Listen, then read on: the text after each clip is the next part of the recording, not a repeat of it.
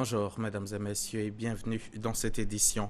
En France, après le recueillement et l'émotion de la marche républicaine de dimanche, l'heure est à la mobilisation des forces de l'ordre et des autorités françaises. Assurer la sécurité du pays est la priorité du gouvernement.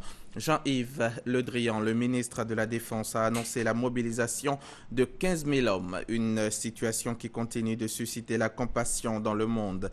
Le président Alassane Ouattara s'est rendu hier à la résidence de l'ambassadeur de France en Côte d'Ivoire, où il a signé le livre de condoléances suite à l'attentat contre le journal Charlie Hebdo. Et à cette occasion, le chef de l'État s'est dit indigné et profondément choqué par cet horrible attentat. Indigné et profondément choqué par l'attentat perpétré contre le journal Charlie Hebdo et les récents actes de violence qui ont endeuillé la France, le président de la République Alassane Ouattara, qu'accompagnait son épouse Dominique Ouattara, s'est rendu à la résidence de France pour manifester sa solidarité au peuple français, au président François Hollande et à la presse française. Le peuple ivoirien, dans son évolution démocratique, tient à apporter tout son soutien à toute la presse internationale. Et donc c'est un événement qui nous concerne tous et je voudrais donc réitérer mes condoléances, toute ma compassion au président François Hollande, à qui j'ai adressé d'ailleurs 2 messages de condoléances. Et mon ministre de la Défense, le ministre chargé de la Défense auprès du président de la République, M. Paul Kofi, a fait le déplacement à Paris pour participer au rassemblement qui a eu lieu dimanche. Il faut être tout à fait d'abord organisé, que les renseignements soient renforcés partout dans le monde, un échange d'informations à ce sujet, et aussi être intraitable, parce que ce sont des cas de violation des droits humains, donc éliminer des personnes tout simplement pour leur opinion est inacceptable. Donc il faut une plus grande concertation des chefs d'État parce que nous sommes tous concernés par ces actes de terrorisme. Tout près de nous, nous avons le cas du Nigeria avec Boko Haram qui fait des morts, des dizaines, des centaines de morts quasiment toutes les semaines. Donc nous sommes engagés dans la lutte contre le terrorisme.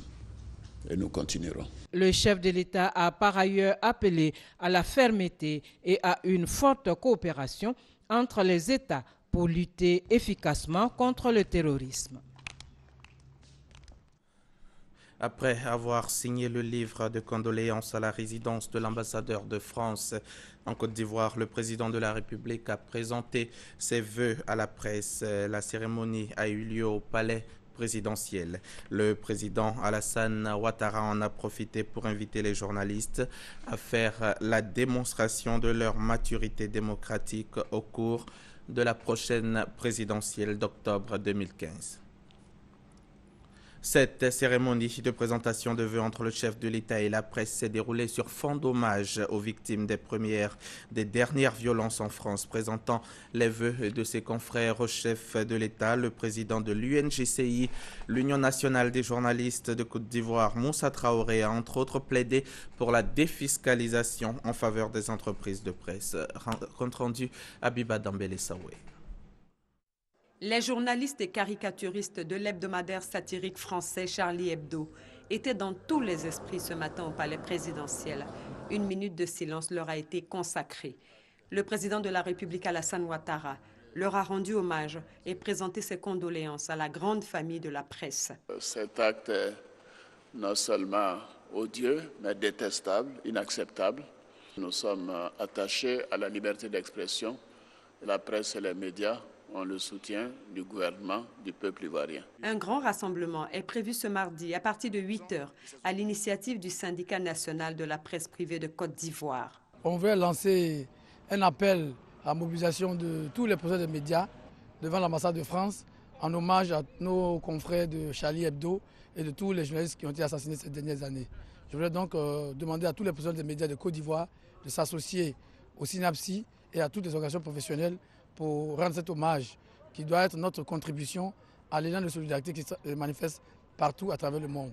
Alors j'ai trouvé très touchante la déclaration du président Alassane Ouattara concernant les attentats en France, notamment la mort des journalistes. Le président de la République a tenu à dire un mot pour eux, pour leurs familles et aussi pour les autres victimes, les policiers et les civils de ces attentats. C'est vraiment important que le président de la République ait voulu en parler, leur rendre hommage. Cette manifestation fait suite à celle organisée dimanche devant l'ambassade de France et qui a connu une forte mobilisation. Autre chose à présent, 1479 milliards de francs CFA. C'est le montant des recettes brutes recouvrées par la Direction générale des impôts en 2014. L'annonce a été faite hier par le directeur général des impôts, Pascal Kwaku-Abinan, à l'ouverture du séminaire bilan annuel de l'exercice. C'était au centre des impôts de Cocody. Les précisions de Jean-Louis Gbangbo, son reportage est commenté par Francis Boifo. 2014 aura été une année particulièrement difficile pour l'administration fiscale ivoirienne. Sur un objectif de recette de 1559 milliards de francs CFA, ce sont 1479,7 milliards de francs CFA qui ont été récoltés. Même si ce résultat révèle une hausse de 52 milliards par rapport aux 1426 milliards collectés en 2013, pour le directeur général des impôts, il s'agit là d'une contre-performance. On a un gap de moins 81 milliards, ce qui n'est pas dans nos habitudes. Habituellement, on fait un taux de 100, 101%, 102%. Le séminaire bilan organisé ce lundi a été l'occasion pour le directeur général des impôts d'évoquer les raisons de cette contre-performance ainsi que les dispositions que son administration entend mettre en œuvre pour réaliser de meilleurs résultats. On a eu les revenus du pétrole qui nous ont plombés de pratiquement moins 46 milliards. On a eu les compensations. D'habitude, en décembre, nous faisons des compensations pour près de 100 milliards. Cette année, ça a été 30 milliards. Donc, c'est cela qui explique notre contre-performance.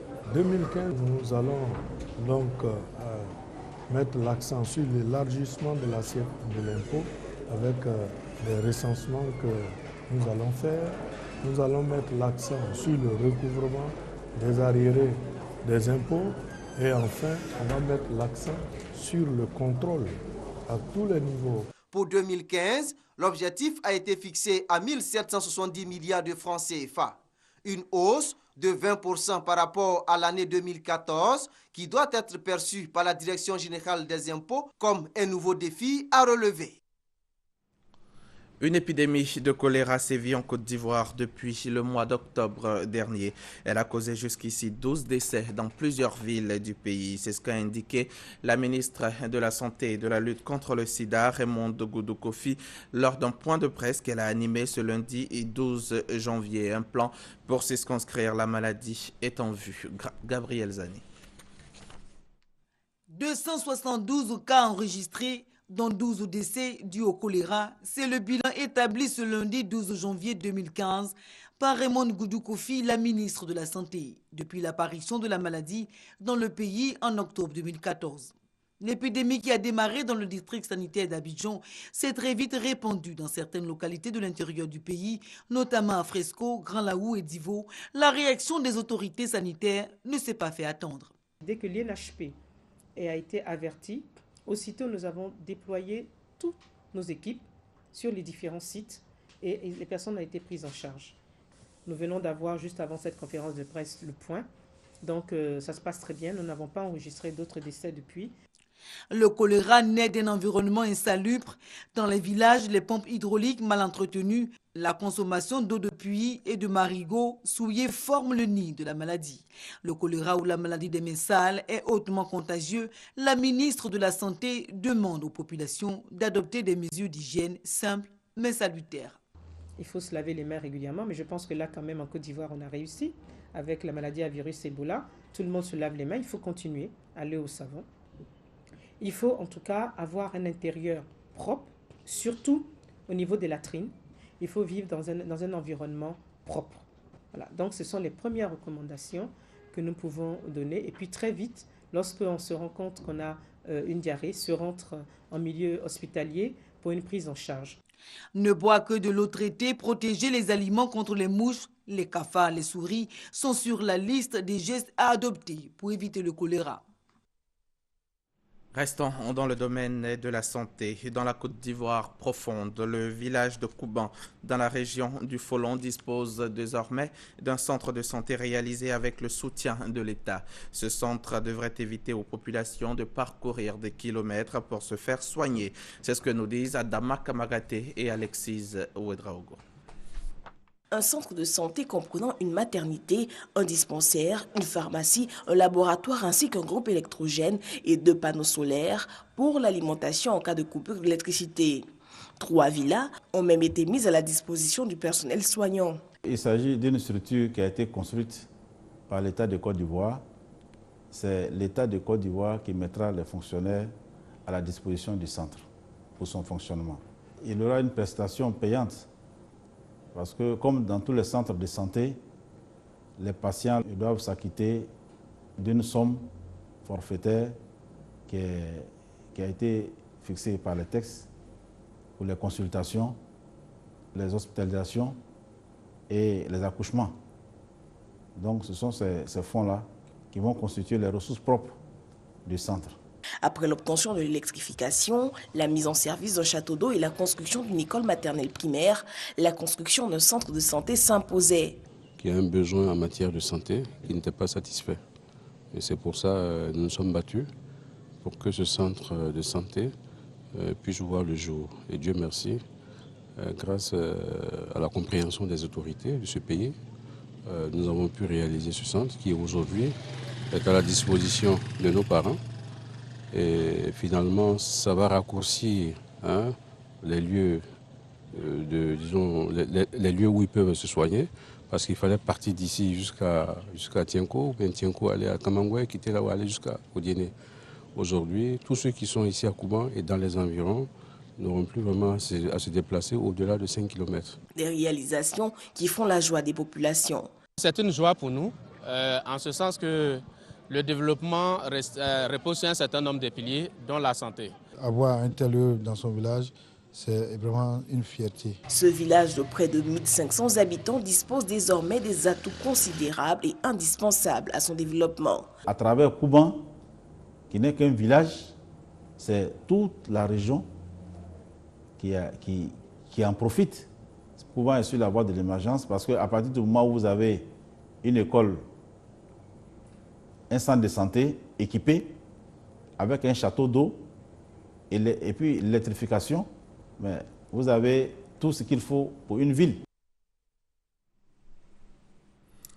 Et puis, à l'étranger, à Haïti, 5 ans après un séisme dévastateur qui a tué environ 200 000 personnes, le secteur technologique demeure, semble-t-il, la clé du développement économique du pays. Les recherches technologiques sont en plein essor en vue de prévenir une éventuelle catastrophe dans le pays. Reportage. Découvrez une facette de Haïti inattendue. L'usine Surtab à Port-au-Prince, quelques 20 000 tablettes électroniques ont été assemblées ici en 2014. Et cette année, l'entreprise souhaite multiplier ce chiffre par 3. Mais malgré ce succès, Surtab lutte encore contre le cliché que Haïti ne rime pas avec technologie. Ils ont du mal à croire qu'on fait vraiment ça à Haïti, jusqu'à ce qu'ils viennent ici et voient nos installations. Nous avons même eu des cas d'ouvriers qui rentraient chez eux et on ne les croyait pas. T'as pas fait ça? Donc ils ont dû ramener une tablette chez eux. Si, c'est moi qui l'ai fait. Et même là, certains demandaient « Tu peux le démonter et le remonter ?» Lors d'une interview sur place, un autre obstacle apparaît.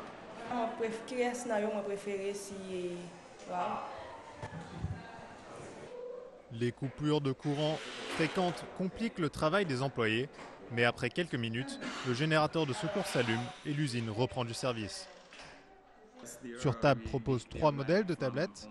La moins chère offre seulement l'accès à Internet, mais à un prix défiant toute concurrence.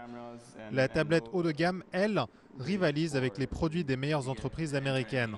Certains voient dans la manufacture de produits électroniques déjà un nouveau modèle économique pour le pays, même si selon cet expert, il présente des limites. Je ne suis pas sûr qu'une économie qui repose seulement sur des gens enfermés dans une usine à longueur de journée soit une façon de développer un pays, surtout si d'autres facteurs sont absents. Ça peut faire partie de la solution, mais je pense que trop souvent c'est vu comme la solution. Autre sujet de tension, les salaires. Certains ouvriers se plaignent de contrats qui offrent des bonus en fonction de la performance, mais avec un salaire de base très bas. Comparément avec quand la chaîne de montage est en marche et quand elle ne l'est pas, c'est deux choses différentes. Surtable paye un salaire qui est très bas, vraiment bas, mais ils offrent des opportunités dont nous pouvons tirer le meilleur parti. Oui, nous avons une opportunité que nous-mêmes nous cherchons à exploiter. L'entreprise Surtable affirme pourtant offrir à ses employés 1,5 fois le salaire minimum du pays. Et si les manufactures ne représentent pas une solution miracle pour l'économie haïtienne, reste chez ces ouvriers une certaine fierté, pouvoir apposer sur leur tablette le sigle Made in Haiti. Et puis, en sport football, le Portugais Cristiano Ronaldo, sacré pour la 3e fois meilleur joueur du monde. Il a été désigné hier soir Ballon d'Or 2014 à Zurich. Après 2008 et 2013, celui qui a été notamment vainqueur de la Ligue des Champions avec le Real de Madrid, cette année est sacré, je vous l'ai dit, pour la 3e fois. Il a devancé Lionel Messi du FC Barcelone et Manuel Neuer du Bayern de Munich. Voilà, merci de nous avoir suivis. On se retrouve demain.